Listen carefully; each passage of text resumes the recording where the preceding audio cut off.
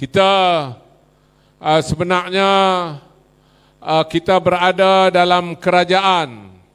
Saya berada dalam kerajaan lama dah. Lama dulu atas nama Barisan Nasional. Jadi 2018 kerajaan Barisan Nasional jatuh dan kerajaan Pakatan Harapan menjadi kerajaan yang dipimpin oleh Tun Dr. Mahathir atas nama Pakatan Harapan. Kemudian daripada 2018 itu krisis politik yang berpanjangan dalam negara kita sampailah kepada pembubaran Dewan Parlimen pada tahun 2022 dan kita mengundi pada bulan 11 2022. 19 hari bulan 11 kita mengundi untuk pilihan raya yang ke-15. Dalam pilihan raya ke-15 juga ada 3 parti telah bersetuju untuk mencari pengundi, mencari sejumlah besar pengundi untuk menubuhkan kerajaan di Putrajaya. Yang pertama adalah Pakatan Harapan, ada pasukannya dalam tu daripada PKR, dari Amanah, ada DAP, yang ni Pakatan Harapan. Yang keduanya Barisan Nasional. Barisan Nasional ada UMNO, ada MCA, MIC dan juga PBRS. Dan ada lagi 1-2 parti lah. Dan yang satu lagi adalah yang baru wujud untuk pilihan raya itu yang namanya PN, Perikatan Nasional. 3 ni lawan. 3 ni lawan nak tubuh kerajaan di Putrajaya. Dan PN kebetulannya telah berpakat juga dengan UMNO, dengan Barisan Nasional. Duduklah dalam kerajaan yang runtuh daripada Pakatan Harapan itu dalam 2 tahun. Saya pun tempek juga dalam tu sikit. Setahun lebih. Jadi tuan-tuan dan puan-puan, bila datang keputusan pilihan raya, tak ada satu daripada kumpulan 3 ini yang boleh menubuhkan kerajaan. 3 ni tak boleh tubuh kerajaan. Pakatan Harapan tak boleh tubuh kerajaan, PN tak boleh tubuh kerajaan, dan BN lagilah teruk kalah. Kalah banyak kursi. Jadi tuan-tuan dan puan-puan, idea pemikiran kalau hampa semua tak boleh tubuh kerajaan, dia kena, kalaulah kata Pakatan Harapan hari itu Muhammad menang 112 kursi, dia tak panggil orang dah. Dia nak pergi panggil orang buat apa? Kami tubuhlah kerajaan kami. BN ke apa pun handuk di luar lah saat. Kemudian kalau nak berkiak, kemudian lah. Tapi dia dapat 82 kursi. PN, PAS dan Bersatu pun dapat 73 kursi. Kalau dia dapat 112 kursi, dia pun saya ingat jalan tak tengok kat kawan dah lah ni pun. Kan? Tambah-tambah pula minta maaf polis. Tambah-tambah duk dengar polis punya kasut perap. Selamat pagi yang Muhammad, yang tu, yang tak tahan tu. Dia baru ingat membela umat tu, nak balik tu. Okay. Jadi yang ketiga BN. BN dah kalah. Tak cukup. Jadi tuan-tuan dan puan-puan, 3 ni tak boleh. Jadi pada waktu itu, kepada rakan-rakan UMNO yang ada dalam ni, pada waktu itu, kalaulah PN, Perikatan Nasional, sudah bergabung dengan PH, Barisan Nasional ni, malam ni kan tak ada lah kalau dengar bunuh duk jauh sana, orang mamat duk bocam. Tapi tak jadi. Sebab apa tak jadi tuan-tuan dan puan? Sebab pada waktu itu Tan Sri Muhyiddin yang menjadi pengurus PN sendiri tidak bersetuju dengan kerajaan perpaduan syor daripada Sri Paduka Baginda yang di Pertuan Agong. Tak setuju. Jadi akhirnya tuan-tuan dan puan, PH, Pakatan Harapan, Datuk Seri Anwar Ibrahim, Datuk Muhammad, Datuk Seri Mat Sabu, kemudian Anthony Lok, Semawa dekat Barisan Nasional, Ni hampa, kalau hampa nak minat, nak jadi kerajaan, mailah. Dekat dengan kepimpinan Barisan Nasional. Kita pun sebut dalam perjumpaan, kita katakan bahawa kita tak ada masalah untuk nakkan sebuah negara yang aman. Cuma kita minta 2-3 benda. 2-3 perkara yang dah ada dalam perlembagaan. Wabitan sebut tadi dalam perlembagaan. Yang dalam perlembagaan tu tak usah kacau. Mamat awal lagi. Mamat kata yang tu tak ada payah merah dulu, aku pun tak kacau tu.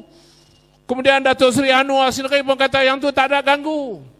Apa dia yang ada dalam perlembagaan? Yang ada dalam perlembagaan, tuan-tuan dan perempuan, Islam adalah agama resmi persekutuan.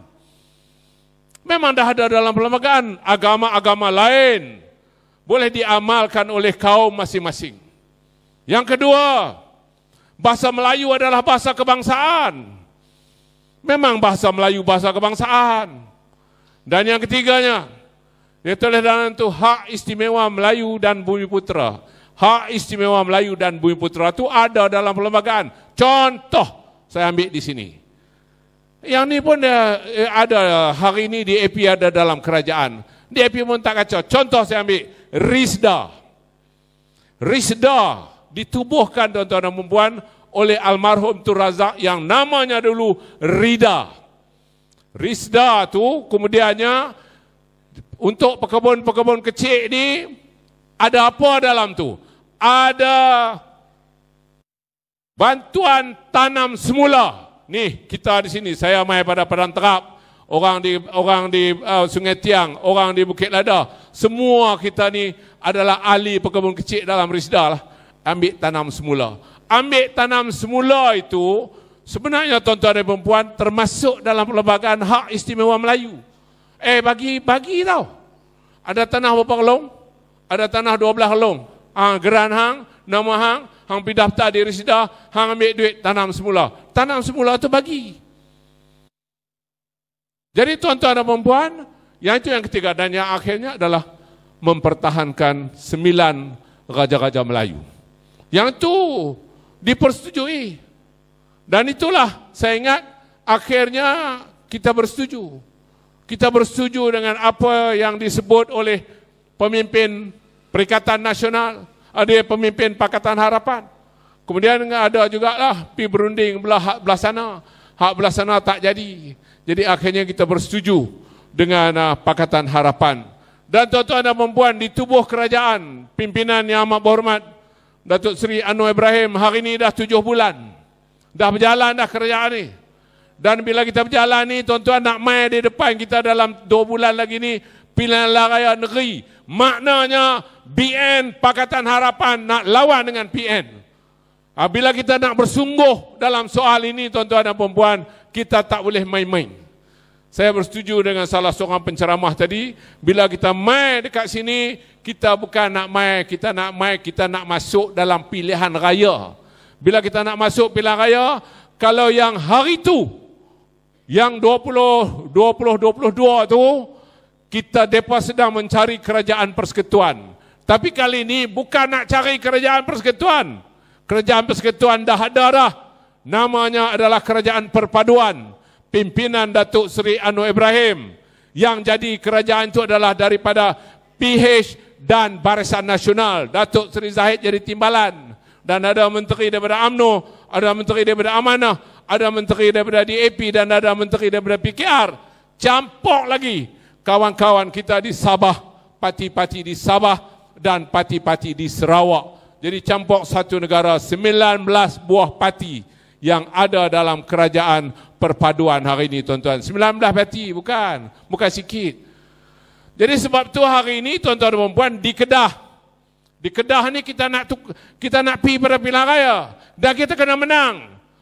Sungai Tiang kena menang. Bukit Lada kena menang. Pedu kena menang. Dan banyak lagi lah Don yang kena menang. Kalau kita menang, barulah kita boleh menubuhkan kerajaan madani di negeri Kedah ni. Kerajaan perpaduan, tuan-tuan dan perempuan. Kalau tak menang, loop juga. Ini yang kita nak ni. Sebab tu saya dalam ucapan saya selepas mempengerusikan mesyuarat pertama Barisan Nasional PH, wartawan tanya saya tanya ni Datuk, Menteri Besar sebut DUN di Kedah ada 36. Kalau nak boleh kat Pakatan Harapan dengan BN pun mungkin 3. Tu saya jawab lah, mudah aja saya jawab. Kami ni bukan batang pisang. Lebih kurang macam tu ya kan. Jadi tuan-tuan dan puan-puan, kita nak pergi pilihan raya.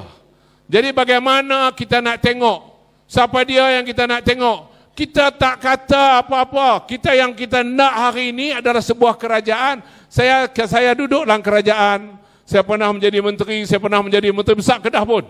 Saya tahu bahawa banyak sangat bergantung kepada kerajaan persekutuan.